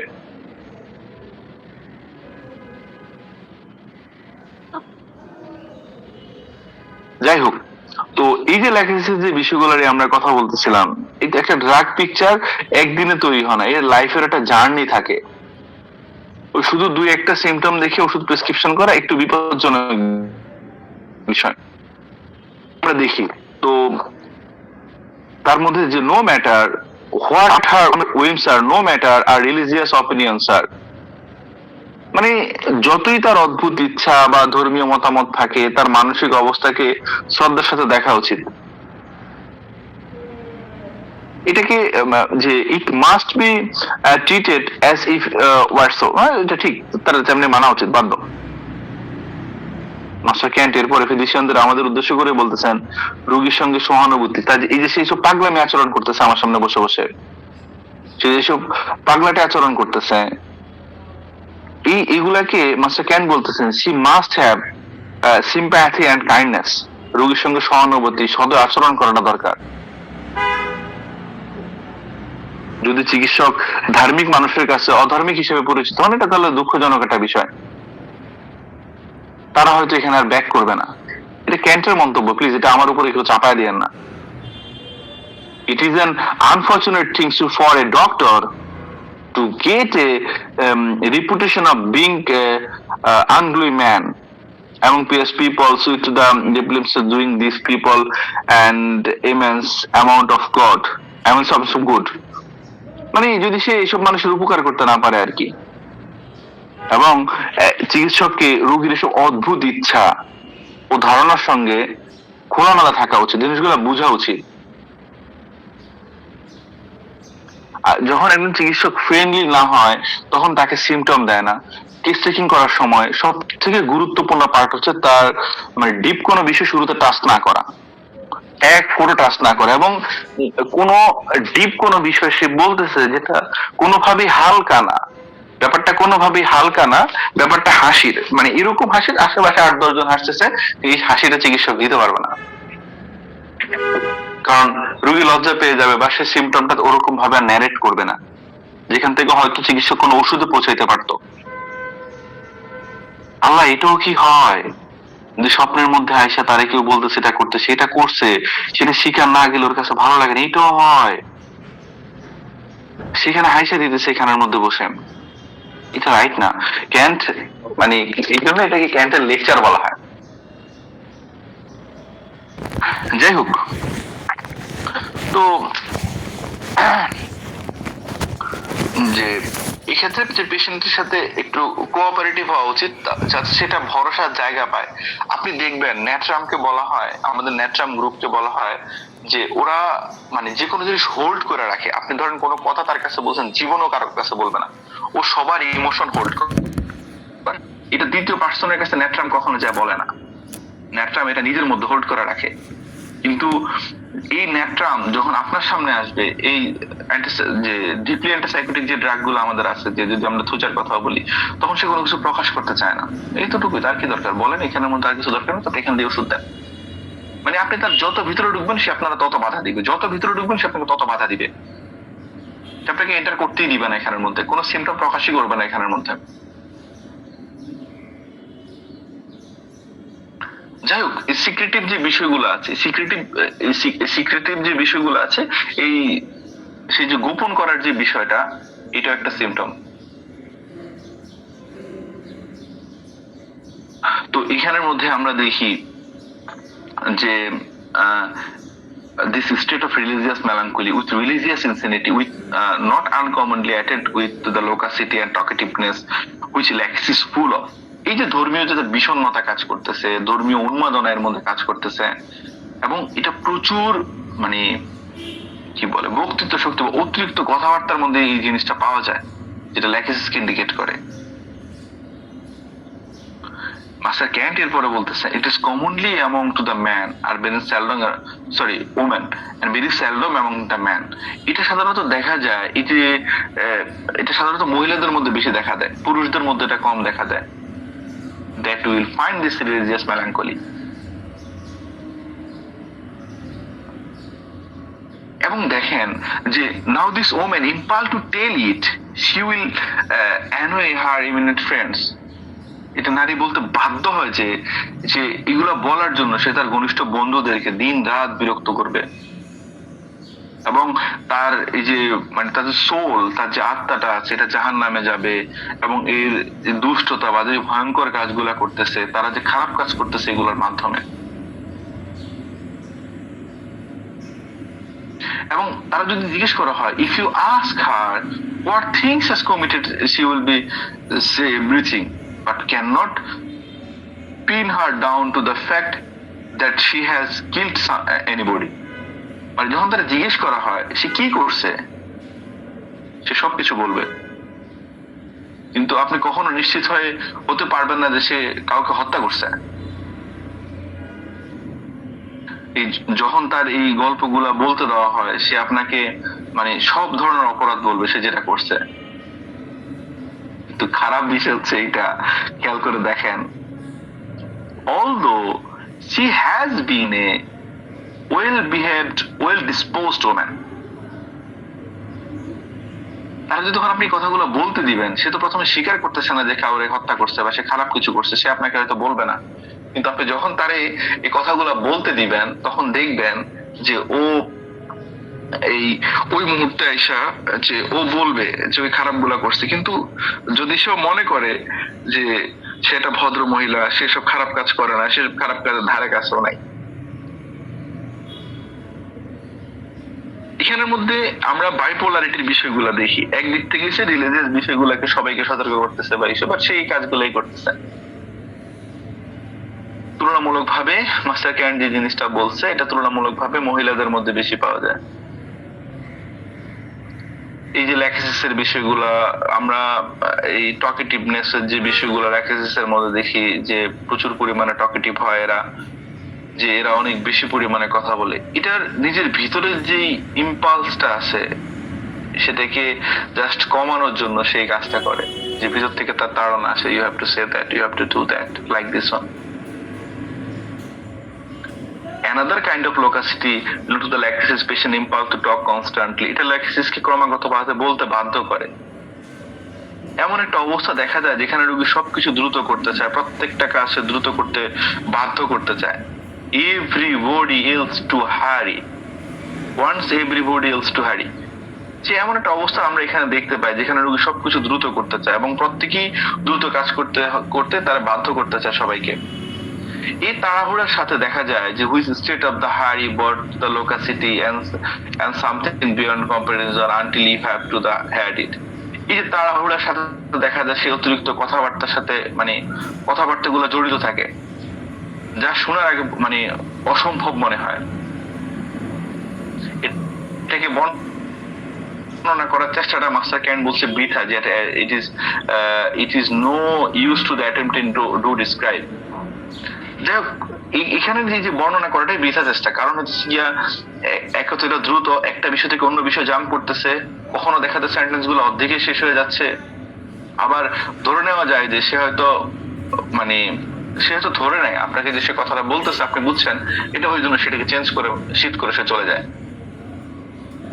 দিন রাত ধইরা মাস্টার ক্যান বলতেছেন যে সে জাগতে থাকতেছে, পরিবেশের প্রতি সংবেদনশীল একটা অবস্থা থাকতেছে, যেটা আমি ভাবতেছি বা কিছু, মানে কিটা ভয়ঙ্কর অবস্থা তৈরি হয় তার মেন্টাল স্টেটের মধ্যে। মাস্টার ক্যান বলতেছে you do not get this all things in the text, সবকিছু আপনি পাঠ্যপুস্তকে পাবেন না, বইতে সবকিছু নাই। কিন্তু মাস্টার ক্যান বলতেছেন যে ক্লিনিক্যাল ভাবে আমি এটাকে যখন এটা প্রয়োগ করবেন তখন আপনি ওখানে দেখবেন, যেটাকে বলতেছে মাস্টার ক্যান্ট যে চিকিৎসকের বেডসাইড অভিজ্ঞতা থেকে আসছে এটা।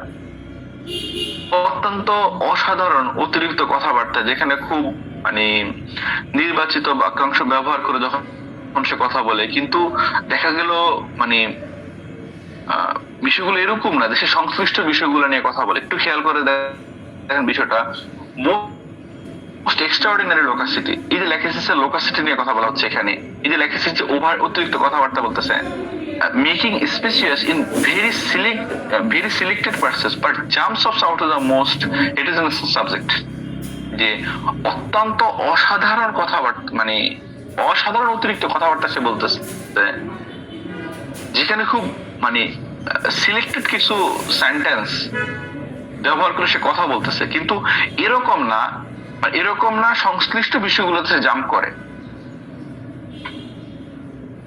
এবং মানে প্রায় শব্দ প্রায় গল্পের মধ্যে প্রবেশ করতে তারা দেখা যায়। সে খুব টকেটিভ থাকে এখানের মধ্যে, এটা খুবই গুরুত্বপূর্ণ। যখন সে কোন স্টোরিতে বলতেছে the one often to the less to the mildest another story. যাই হোক, আমরা যেহেতু আরেকটা আলোচনার জায়গা আছে, আমরা এখানে ল্যাকিসিসের মেইন জায়গাগুলোকে বোঝার চেষ্টা করি। আমরা তখন একটা ড্রাগ পিকচার তৈরি করার চেষ্টা করছিলাম, একটা ল্যাকিসিস কিভাবে তৈরি হয়। এদের মধ্যে জেলাসি থাকে বা জেলাসি থেকে কোনো অসুস্থতা হতে থাকে, জেলাসির সাথে এদের এনভি থাকে, ক্ষতি করার একটা প্রবণতা থাকে, লোকাসিটি থাকে, একটা সাবজেক্ট থেকে আরেকটা সাবজেক্টে জাম্প করে, তাদের মধ্যে সাপের ভয় থাকে এবং তারা সাপের স্বপ্ন দেখে। মাসিকের আগে এদের সমস্যা দেখা দেয়, স্যাডনেস বিফোর মেন্সেস, আমাদের প্রিমেনস্ট্রুয়াল সিনড্রোমের কথা আমরা বলছিলাম, যেটা দেখা যায় মাসিকের শুরুতে কমে যায়, এবং দেখা গেল যে প্রিমেনস্ট্রুয়াল সিনড্রোমের কথা বলছে, এবং কি বলা হয় মাসিকের সময় তার কাছে এটা ভালো লাগতে থাকে, যখন ব্লাডের ফ্লোটা কমে যায় তার অবস্থা আবার খারাপ হয়ে যায়। মেন্টাল সিমটমস আর overs waking in the morning, এগুলো দেখা যায় ঘুম থেকে ভোর পারে। আপনি যখন জর্জের কিনোটটা এখান থেকে পড়বেন, ক্যান্টের লেকচারটা যখন পড়বেন, তখন আপনার এটাকে ব্যালেন্সড মনে হবে। সকালবেলা উঠলে কোন সমস্যাটা বাড়ছে, যেটা রাত্রেবেলা মাইল্ড ছিল, এটা ওরা ঘুমের মধ্যে ডিস্টার্ব করে নাই, ওইটা সকালবেলা বাড়তেছে। যখন এটা এক্সাক্ট ল্যাকিসিসের মানে পিওর অ্যাগ্রাভেশন থাকবে, ওইটা আপনি সকালবেলা এরকম অ্যাগ্রাভেশন আপনি পাবেন না, বা এরকম অস্বস্তি পাবেন না, যেটাকে জর্জ যেখানে এসে বলছেন যে অ্যাংশাস থাকে, কনফিউজ থাকে, ডালনেস থাকে, ফর সেকেন্ড ফিলিং থাকে, মানে পরিত্যক্ত নিজেকে মনে হয়, মন খারাপ থাকে, লোচিং অফ লাইফ, জীবনের প্রতি বিতৃষ্ণা থাকে, আপনি এরকমটা পাবেন না। কিছু ক্ষেত্রে দেখেন জর্জ যেখানে বলছে রিলিজিয়াস এফেকশন, রিলিজিয়াস ডিসপেয়ার, কিছু ক্ষেত্রে রিলিজিয়াস এফেকশন পাবেন, রিলিজিয়াস ডিসপেয়ার পাবেন। ক্যান্ট এখানে বিস্তারিত ব্যাখ্যা করছে। লেফট সাইডেড কমপ্লেইন থাকে এখানের মধ্যে, complaints usually heart is involve, যেখানে হার্টটা ইনভলভ থাকে, সাইটিকা রাইট সাইডেড হয়, এবং দেখা যায় এদের যে কমপ্লেন্স গুলা লেফট থেকে রাইটে যায়, এবং ব্যথাটা এদের কাছে মনে হয় যেন ওয়েভ আকারে, সমুদ্রের মধ্যে যেরকম ঢেউ এসে আসতে পরে, এরকম ওয়েভ আকারে মনে হয় ওর মধ্যে পেইনটা আসতেছে। মাসিকের সময় ব্যথা হোক, ব্যাক পেইন হোক, মাথা ব্যথা হোক, মেন্টাল সিমটম হোক, মাসিকের আগে বাড়ে, এবং যখন মাসিক হয় তখন কমে যায়, যখন ফ্লো কমে যায়, ফ্লোটা সিজ হয়, সমস্যা আবার ব্যাক করে। যেহেতু এটা মেনোপজের সময় one of the best medicine in our whole matter America, কিন্তু আপনি দেখবেন এই যখন দেখবেন ল্যাকিসিস কোনোভাবে আমাকে হেল্প করতেছে না, সালফার কোনোভাবে আমাকে হেল্প করতেছে না, দেন আপনি স্যাঙ্গুইনিয়ারি ক্যানাডেন্সিস এর কথাকে ভাবতে পারেন। অ্যালেন স্কিনারের মধ্যে অ্যালেনসিয়ার স্যাঙ্গুইনিয়ারি ক্যানাডেন্সিস সম্পর্কে এবং বরিক আরো অনেকেই স্যাঙ্গুইনিয়ারি ক্যানাডেন্সিস সম্পর্কে বিস্তারিত আলোচনা করেছেন, যে ডিউরিং মেনোপজ সময় মায়েদের হিট ফ্লাশ হওয়া, বার্নিং থাকা, রেস্টলেসনেস কাজ করাটা, আমার একটা কেস ছিল, যে কেসে আমি ইংলিশে দিয়ে ভালো করছিলাম। এই যে আপনার ক্লাইমেটিক পিরিয়ডে যে কমপ্লেন গুলা থাকে, এগুলা উনার গালে কামড় পড়তেছিল, ওই দিক থেকে উনার হাজবেন্ড দেশের বাইরে চলে গেছে, উনার অনেক বেশি দুশ্চিন্তা হচ্ছিল, উনার বুক ভার ভার লাগতেছিল, দুইটাকে ম্যাচ করে আমি ইংলিশে দিয়েছিলাম। যাই হোক, তো মানে হোমিওপ্যাথি ফিক্সড বলে কোনো কথা নেই, এই ওষুধগুলো বড়, হ্যাঁ এগুলো বড় ওষুধগুলো ভাবা যেতে পারে, ছোট কোন ওষুধ আসতে পারে। এদের যে সিমটম গুলো আমরা বলতেছিলাম, এদের ওভারিতে সমস্যা হয়, ovarian induration, ovarian pain, ovarian tumour, ovarian abscess, inflammation, কোন সিস্ট হোক, এবং ovarian complaints oats around the menses before, during and after, এই মাসিকের আশেপাশে সমস্যাগুলোতে এর মধ্যে সমস্যাগুলো বাড়ে। বডির বিভিন্ন পার্টের মধ্যে সংকোচন বোধ, ব্যথা সংকোচন বোধ অনুভূত হয়। আমরা সেটা ঘাড়ের মধ্যে দেখছিলাম, গলার মধ্যে দেখছিলাম, সে মানে কলার যুক্ত কোনো কিছু পড়তে পারে না, সে গোল মানে গোল গেঞ্জিগুলো যেগুলো পাওয়া যায় ওইগুলা পরে বেশিরভাগ সময়। গলায় টাচ করা যাচ্ছে না, কোনো টাইট ক্লথিং সে টলারেট করতে পারতেছে না গলায়।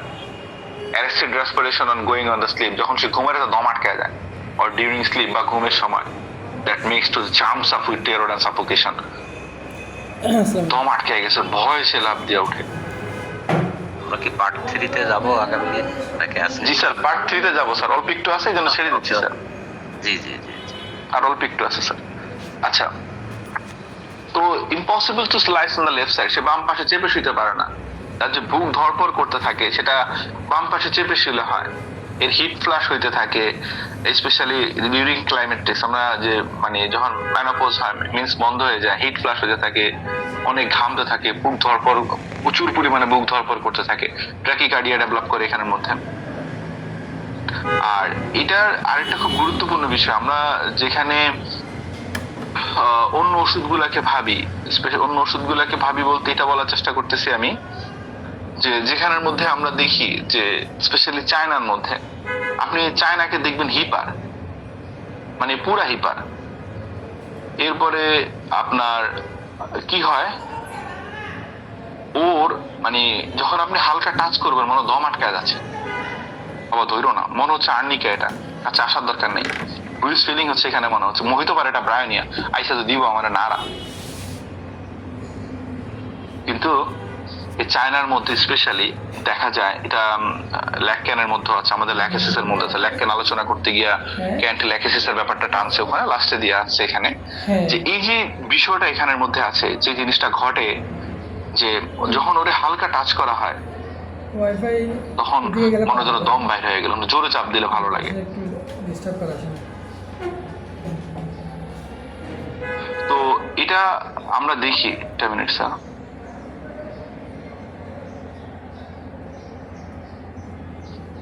আচ্ছা, এই যে এই যে পার্থক্য জায়গাটাতে আমরা এখানের মধ্যে দেখি যে সে অনেক বেশি লোকাসিয়াস হয়।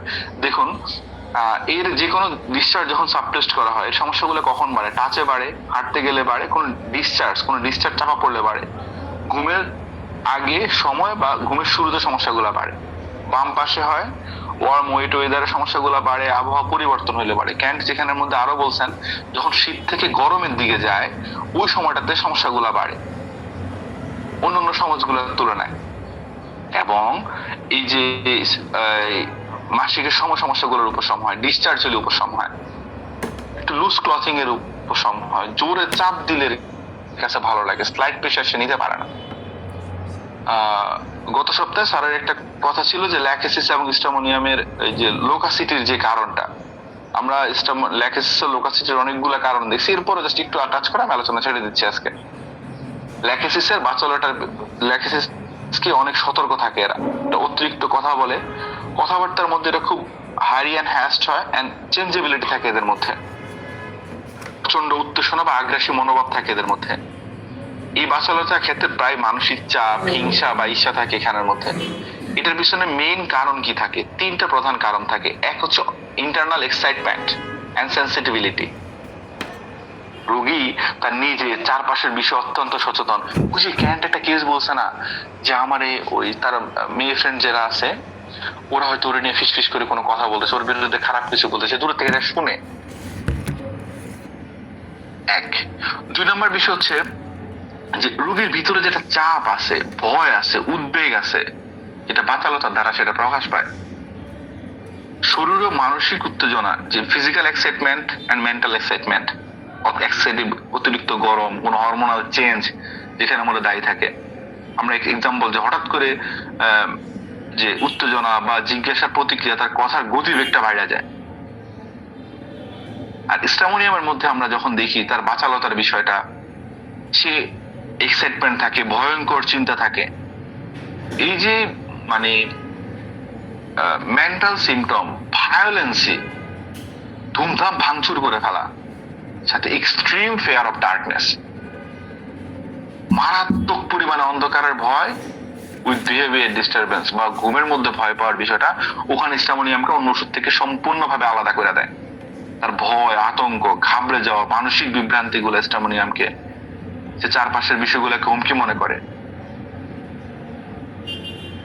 এবং অন্ধকারের ভয় যেটা, এটাকে আলাদা করে দেয়। আমরা যে বাচালতার ক্ষেত্রে, ল্যাকেসিসের ক্ষেত্রে দেখি এরা খুব হারি এন্ড হ্যাস থাকে, কখনো কটূক্তিমূলক থাকে। স্ট্রামোনিয়াম যেটা থাকে মানে অযৌক্তিক, খুবই আতঙ্কে এরা থাকে বিভিন্ন মানসিক বিষয়গুলোর সাথে। ফেয়ারটা বেশি আলাদা থাকে, গুরুত্বপূর্ণ স্ট্রামোনিয়ামের মধ্যে। এখানে আমরা ল্যাকেসিসের লোকাসিটির কারণ কি দেখলাম? অতিরিক্ত চাপ, হরমোনাল ইমব্যালেন্স, এনভি, ফেয়ার, এগুলা। আর স্ট্রামোনিয়ামের মধ্যে বেশি থাকে ভয়, স্পেশালি অন্ধকারের ভয়। দুঃস্বপ্ন বলতে নাইট টেরর হয়, এদের ঘুমের মধ্যে এদেরকে বোবায় ধরে, বা ঘুমের মধ্যে দেখা যায় যে এরা ভয়ঙ্কর স্বপ্ন দেখে উঠে হাত পা কাঁপতে থাকে এদের, এরা লাইট জ্বালানো ছাড়া ঘুমাইতে পারে না। অনেকগুলো বিষয় থাকে এখানের মধ্যে। যাই হোক, আল্লাহ তাআলা যদি তৌফিক দান করে, পার্ট 2 আলোচনা হলো। আর এক পার্টে আমরা ল্যাকেসিসের রীতি টানবো, এবং ল্যাকেসিসের রীতি টানার পর যদি আল্লাহ তাআলা আমাকে হায়াতে রাখে এবং সুস্থ রাখে, হয়তো জন হেনরি অ্যালেনের ক্রনিক মায়োজম নিয়ে আল্লাহ তাআলা যদি তৌফিক দান করে, ইনশাআল্লাহ আমি হয়তো ধারাবাহিকভাবে বইটা শেষ করব হোলিস্টিক, ইনশাআল্লাহ। আসসালামু আলাইকুম ওয়া রাহমাতুল্লাহ।